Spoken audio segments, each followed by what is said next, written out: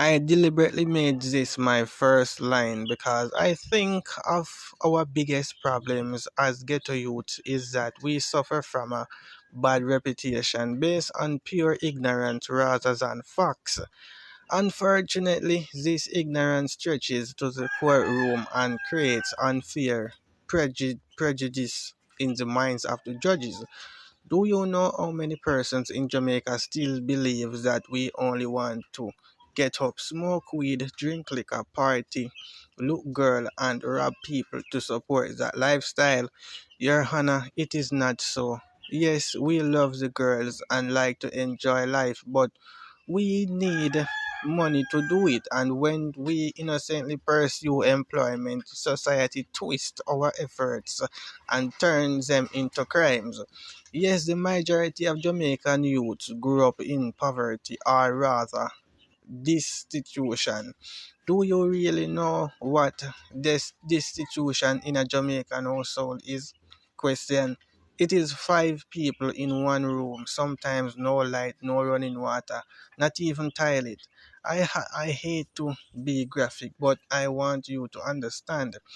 Diarrhea, period, cancer, baby diapers, your bathroom is a scandal bag. Your backyard is the gully that stores those bags of refuse. Your dinner, if you are lucky to have dinner, is what uptown people serves their dogs. Children go to school barefoot without lunch money.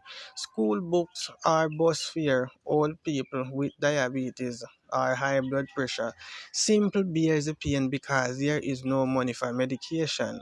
Wounds turn to sores, so sores turn to infections, infections turn to amputation, all because somebody could not afford a bottle of mercury comb, that poverty Jamaican style.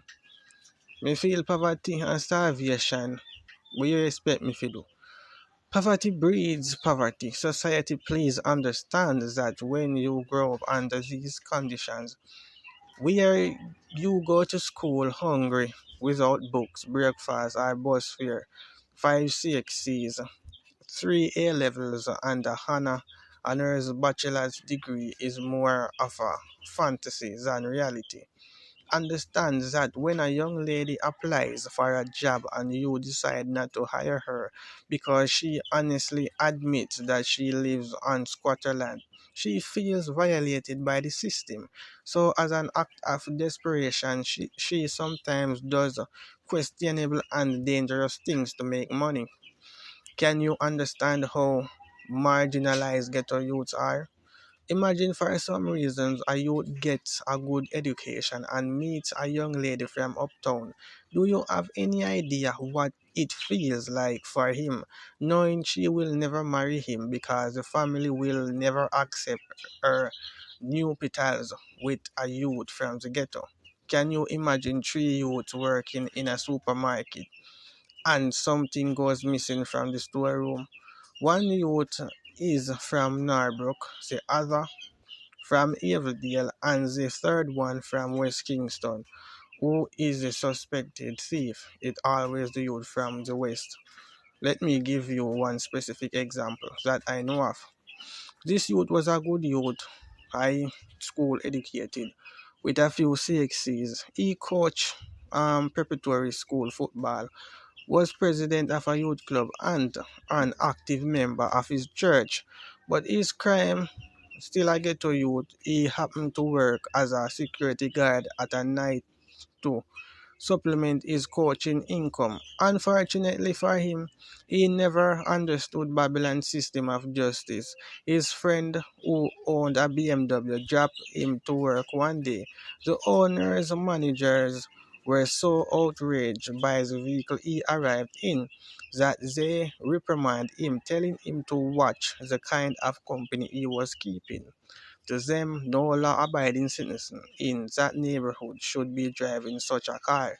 They did not care that the friend's sister was a registered nurse in New York, earning a large paycheck and had sent money back home to buy the vehicle. A few days later, a property that he was guarding got robbed by armed men. Miraculously, the youth survived and went home counting his blessings. Scared and shaken, he was awoken the next morning with guns in his face, rough up, and his home searched by senior members of the security company and the police. Why?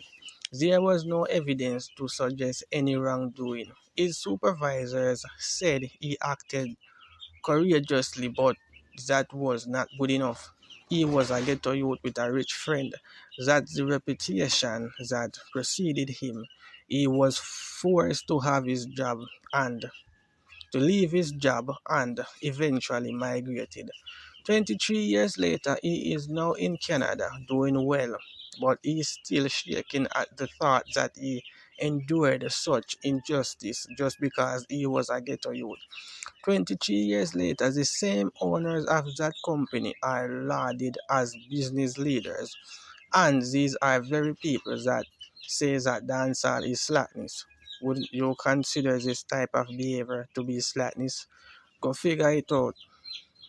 In this song, I ask judges and society to realize that when as an innocent man, am standing before you, you are only seeing my face, you are seeing my persona, my name on the court docket, the details of my case.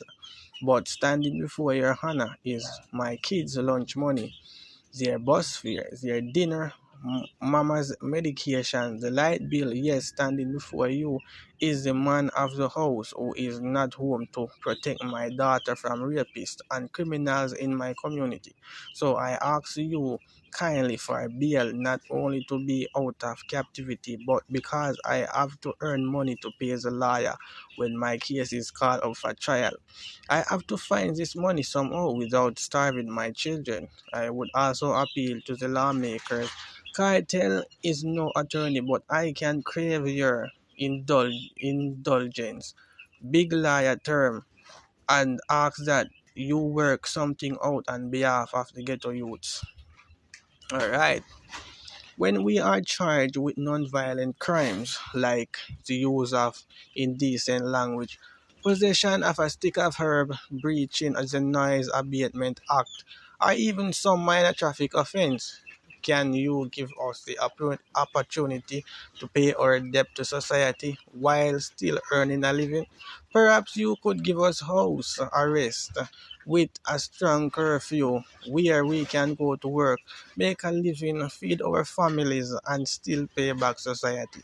Maybe you can let us out Monday to Friday so we can still work, take our youths to school, help them with their homework, and teach them how to take care of the house while we are gone. If you must incarcerate us on the weekend. I read that food for the poor sometimes pay for prisoners to be freed, where those prisoners are too poor to pay their own fines. Sometimes these fines are in the hundreds or low thousands, but ghetto people are too poor to pay for their freedom, even when the courts grant it. Instead of waiting on food for the poor, couldn't we teach those youths a skill they can go home to their families, a skill, have them earn some money, then work for their freedom so they can go home to their families? Sorry, my mistake. Now equited with a skill. Alright.